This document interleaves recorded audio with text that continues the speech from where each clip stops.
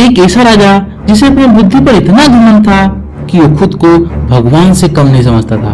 और उसी के साम्राज्य में एक ऐसा गरीब लड़का था जिसके पास न ताकत थी और न ही पैसा, लेकिन उसके पास एक चीज था, वो था दिमाग। एक दिन इसी साम्राज्य के राजा ने अपनी बुद्धि को जांचने के लिए एक परीक्षा आयोजित की जिसका नाम रखा बुद्धि की परीक्षा। और उसने मंत्री से कहा, मंत्री बताओ, इस राज्य में सबसे बुद्धिमान कौन है? महाराज, आपसे बड़ा बुद्धिमान इस धरती पर कोई नहीं। हाँ हाँ हाँ, यही सुनना पसंद है मुझे। लेकिन क्या सच में कोई नहीं है जो मुझे चुनौती दे सके? नहीं महाराज, ऐसी बात नहीं है। हो सकता हो बहुत लोग हो, लेकिन महाराज लोग आपसे डरते हैं। तो डर खत्म करो, ऐलान करो, जो मुझे बुद्धि में हरा देगा उसे सोने से तौल दिया जाएगा, और जो हार गया उसे जेल में डाल दिया जाएगा। मंत्री राजा को महल के एक गुप्त कमरे में ले जाता है और बोलता है, महाराज ये ठीक नहीं है। क्यों? अगर कोई सच में आपको हरा दे तो? ये असंभव है। फिर भी मैं नहीं चाहता कि कोई आपकी बराबरी करे। तो क्या करोगे? जो भी चुनौती देने आएगा मैं उसे पहले ही हरा दूंगा। ठीक है, देखता हूं तुम्हारी चालाकी। उसी राज्य के एक छोटे से गांव में एक परिवार रहता था जिसमें एक लड़का था और उसके माता पिता थे। पिताजी खेत में बहुत मेहनत करते थे। पिताजी उस दिन खेत में काम करके घर आए और उसकी माताजी से बोले, आज भी खेत में बहुत मेहनत की, लेकिन कुछ खास नहीं मिला। कोई बात नहीं, भगवान कुछ अच्छा जरूर करेगा। लड़का दौड़ता हुआ आता है। वो काफी खुश दिखाई देता है। माँ पूछती है, क्या हुआ बेटा? माँ, राजा ने एक ऐलान किया है। एक परीक्षा में जो जीतेगा उसे ढेर सारा सोना दिया जाएगा। इस परीक्षा का नाम रखा गया है बुद्धि की परीक्षा। तू वहां नहीं जाएगा बेटा, ये खेल गरीबों के लिए नहीं है। पिताजी, अगर मौका ही नहीं लेंगे तो किस्मत कैसे बदलेगी? लेकिन हार गया तो सीख जाऊंगा, और अगर जीत गया तो आप दोनों को कभी मेहनत नहीं करनी पड़ेगी। जा बेटा, भगवान तेरे साथ है। इतना कहते ही उसकी माँ की आंखों में आंसू आ गए। लड़का महल की ओर ही जा रहा था, तभी एक बूढ़ा आदमी रास्ते में बैठा था। उसने लड़के से कहा, बेटा, मुझे पानी पिला दोगे क्या? जी बाबा, जरूर। लड़का अपना पानी बूढ़े दादाजी को दे देता है। तू महल जा रहा है बेटा? जी हाँ, बुद्धि की परीक्षा देने। याद रखना, वहां सिर्फ दिमाग नहीं, दिल भी काम आता है। लड़का सोच में पड़ जाता है, लेकिन उस टाइम उसे कुछ समझ में नहीं आता है। लड़का महल की ओर बढ़ चुका है, लेकिन उसे नहीं पता कि महल के अंदर सिर्फ राजा ही नहीं, एक खतरनाक मंत्री भी उसका इंतजार कर रहा है। क्या वो पहली ही चाल में हार जाएगा या खेल पलटेगा? चलिए देखते हैं आगे। जैसे ही लड़का महल के गेट पर पहुंचते हैं, वहां पे दो सिपाही खड़े हुए मिलते हैं। उसमें से एक सिपाही बोलता है, ओए, कहाँ जा रहा है? महाराज की बुद्धि परीक्षा देने।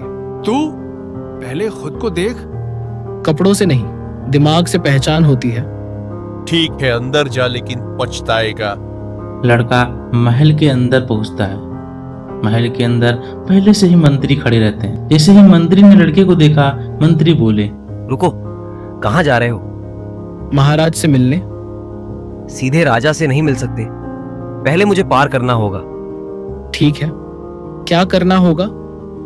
ये बताओ, ऐसी कौन सी चीज है जो जितनी बढ़ती है उतनी कम होती जाती है? उम्र।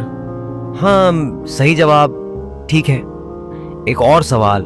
अगर तुम्हारे पास दो रास्ते हों, एक सही और एक गलत, लेकिन दोनों एक जैसे दिखें, तो तुम सही रास्ता कैसे चुनोगे? मैं उस रास्ते पर जाऊंगा जहां डर लगे। डर? क्यों? क्योंकि सही रास्ता हमेशा मुश्किल होता है और गलत रास्ता आसान। लड़के का इतना जवाब सुनते ही मंत्री चुप हो गए। मंत्री गुस्से में अपने आदमी को बुलाते हैं और कहते हैं, ये लड़का आसान नहीं है। अगर ये राजा तक पहुंच गया तो मुसीबत हो जाएगी। तो क्या करें? इसे डराओ, तोड़ो, ताकि ये खुद ही हार मान जाए।